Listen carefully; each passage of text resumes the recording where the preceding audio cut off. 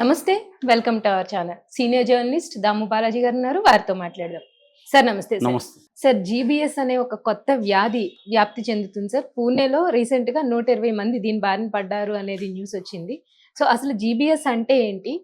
ఈ వ్యాధి నిర్ధారణ ఎలా చేస్తారు? అలాగే ఈ వ్యాధి క్యూర్ అయ్యే అవకాశాలు ఉంటుందా? లేదా ఈ వ్యాధి స్ప్రెడ్ అయ్యే అవకాశాలు ఎక్కువగా ఉంటుందా? మనకి కోవిడ్ తర్వాత అనేక రకాల కొత్త వ్యాధులు లేదా పాతకాలంలో ఉన్నవే మళ్ళీ కొత్తగా హ్మ్. విజృంభించడం అంటే రిజరెక్షన్ ఆఫ్ ఓల్డ్ డిసీజెస్. హ్మ్. జనరల్గా కొత్త వ్యాధులు అనేవి తక్కువే ఉంటాయి. కొత్తగా పాతవే రకరకాల కాంబినేషన్లు బయటకు వస్తూ ఉంటాయి. ఓకే. సో అలాగా మనకి ఏదో ఒకటి వస్తూనే ఉంది. ఆ న్యూస్ భయపెడుతూనే ఉంది. రీసెంట్గా కూడా మనకి చైనా నుంచి కొత్త ఆ, వ్యాధి భయపెట్టింది. హాస్పిటల్ అన్ని నిండిపోతున్నాయని చెప్పారు. దాని తర్వాత గవర్నమెంట్స్ కూడా అలర్ట్ అయినాయి. కొంతవరకు అది తగ్గుముఖం పట్టింది. ఇప్పుడు ఒక నిన్నటి నుంచి ఒక భయానకమైన వార్త వైరల్ అవుతుంది.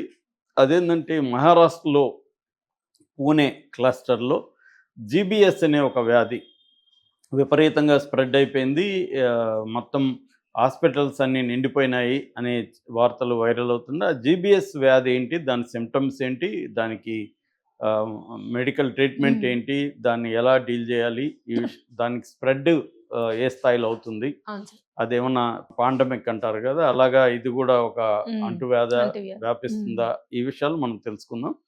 సో జీబీఎస్ అనేది గులియం బర్రే సిండ్రోమ్ అనే దాని పేరు, పూర్తి పేరు. ఇది ఒక బ్యాక్టీరియా, క్యాంపిలో బ్యాక్టర్ జైజుని అనే ఒక బ్యాక్టీరియా వల్ల వస్తుంది అనేది ప్రధానంగా చెప్తున్నారు. దీని లక్షణాలు మాత్రం సివియర్గా ఉంటాయి. ఇది ఒక రకమైన న్యూరాలజికల్ డిజార్డర్. న్యూరాలజికల్ డిజార్డర్ అంటేనే బ్రెయిన్ మీద మన స్పైనల్ కార్డ్ మీద ఎఫెక్ట్ ప్రధానంగా పడుతుందన్నమాట. దీని లక్షణాలు అంటే ఫస్ట్ ఏమో ఒక టింగ్లింగ్ సెన్సేషన్, ఎవరో గుచ్చినట్టు అలాగా చేతులు కాళ్ళు అలా ఉంటుంది.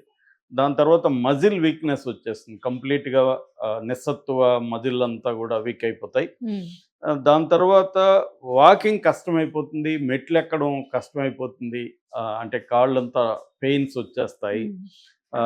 దాని తర్వాత అండర్ బాడీ పార్ట్స్ మెయిన్గా చచ్చుబడిపోయే టైప్, అంటే బ్రెయిన్కి ఇది ఎఫెక్ట్ అయ్యి బ్రెయిన్ నుంచి సిగ్నల్ బాడీకి వెళ్ళి బాడీ ఇది ఇచ్చేస్తుంది. అంటే ఇమ్యూన్ సిస్టమ్ మీద ఇది ఫస్ట్ అటాక్ చేస్తుంది అనమాట. దాని తర్వాత ఐస్ లేకపోతే ఫేషియల్ మజిల్స్ ఇవన్నీ కూడా పెయిన్ వచ్చేసి మన కళ్ళు కూడా పూర్తిగా కదిలించలేని పరిస్థితుల్లో వచ్చేస్తుంది అనమాట. సివియర్ బాడీ పెయిన్స్ వచ్చేస్తాయి.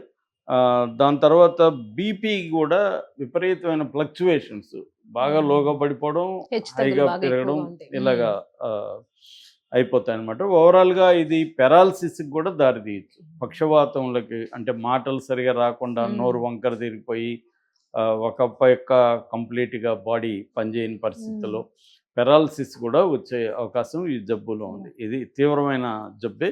అయితే ఇప్పుడు మహారాష్ట్రలో జనవరి 9న ఫస్ట్ కేసు ఫైండ్ అవుట్ చేశారు. ఆ వ్యక్తి చనిపోయారని చెప్తున్నారు.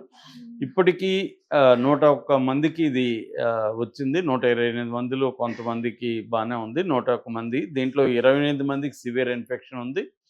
అందులో 16 మంది అయితే వెంటిలేటర్లో ఉన్నారు ఇప్పటికి కూడా పూణేలో.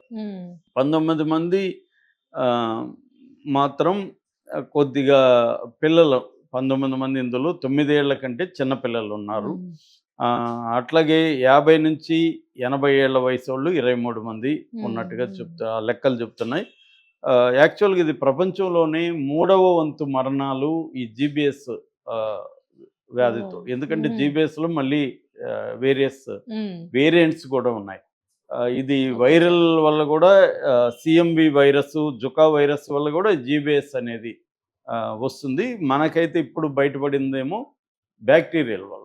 అయితే దీనికి కారణాలు ఏందనేది 100% ఎవరు చెప్పట్లేదు. కానీ ప్రధానంగా ఏంటంటే వ్యాక్సినేషన్ వల్ల కూడా ఇది వచ్చే అవకాశం ఉందనేది డాక్టర్లు చెబుతున్నారు. మనకి వ్యాక్సినేషన్ కోవిడ్కి కానీ ఇతర వ్యాక్సినేషన్ వల్ల కానీ సైడ్ ఎఫెక్ట్గా ఇది వచ్చే అవకాశం ఉంది అనేది చెప్తున్నారు. దీనికి సంబంధించి కొన్ని రకాల టెస్టులు చేసి వీళ్ళు ఉందా లేదని చెప్తున్నారు. అందులో ఒకటి ఈఎంజీ అంటున్నారు. ఇంకొన్ని రకాల టెస్టులు చేసి ఈ వ్యాధి ఉందా లేదా అనేది నిర్ధారిస్తున్నారు. ఇది ప్రధానంగా పూణేలో అయితే నీటి ద్వారా వచ్చిందనేది వాళ్ళు అంటున్నారు.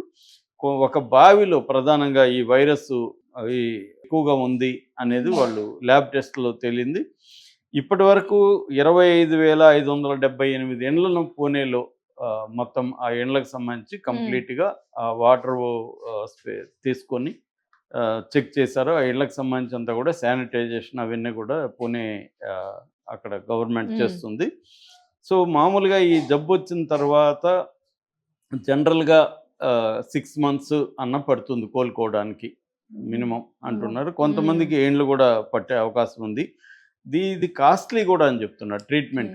ఎందుకంటే దీంట్లో 3 రకాల ట్రీట్మెంట్ ఉంటాయి. ఒకటేమో హాస్పిటల్లో చేరి అక్కడ ట్రీట్మెంట్ తీసుకోవడం, రెండోదేమో సపోర్టివ్ కేర్, మూడోదేమో రిహాబిలిటేషన్. 3 రకాల స్టేజెస్ ఉంటాయి. ఈ ఫస్ట్ స్టేజ్లో ఇమ్యూనోగ్లోబులిన్ అనే IVIG అనే టాబ్లెట్ ఇంజెక్షన్ వాడాలి. ఈ ఇంజెక్షన్ వెరీ కాస్ట్లీ అని చెప్తున్నారు. పూణేలో ప్రజెంట్ ఇది ఒక ఇంజెక్షన్ 20,000 అని చెప్తున్నారు. సో అటువంటి ఇంజెక్షన్లు వేసుకోవాల్సి ఉంటుంది. సో కాస్ట్లీ కాబట్టి గవర్నమెంట్ దీన్ని ప్రొవైడ్ చేసే పరిస్థితి అయితే ప్రజెంట్ ఉంది అక్కడ అనేది అయితే చెప్తున్నారు. ఇది ఇతర రాష్ట్రాలకు కూడా వ్యాపిస్తుంది. ఎందుకంటే ఇప్పుడు మన తెలుగు వాళ్ళు కూడా పూణేలో చాలామంది జాబ్స్ చేస్తున్నారు. అక్కడ ఐటీ ఇండస్ట్రీ బాగుంది.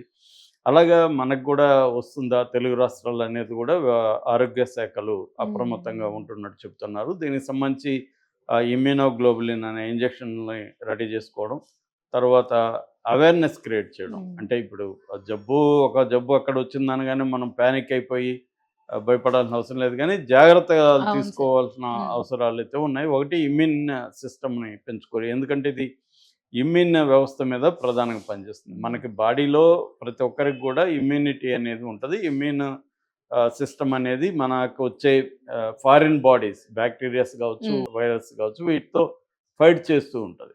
అందువల్ల మనకి అనేకం వచ్చినా కూడా చిన్న చిన్న ఎఫెక్ట్లు, జలుబు, దగ్గు ఇట్లా వచ్చి మళ్ళీ మనకి ఇది మన ఫైటింగ్లో మన ఇమ్యూన్ సిస్టమ్ సక్సెస్ అవుతుంది, వెళ్ళిపోతుంది. కానీ ఇది డైరెక్ట్గా ఈ ఫస్ట్ ఇమ్యూన్ సిస్టమ్ అంటే ఎవరు గార్డులు ఉంటారో వాళ్ళ మీద అటాక్ చేస్తుంది. ముందుగా గార్డులు అటాక్ చేసినాక బాడీని అటాక్ చేయడం ఈజీ అయిపోతుంది. అందువల్ల ఇమ్యూన్ సిస్టమ్ని ఇది అటాక్ చేస్తుంది. కాబట్టి GBS అనేది వెరీ డేంజర్.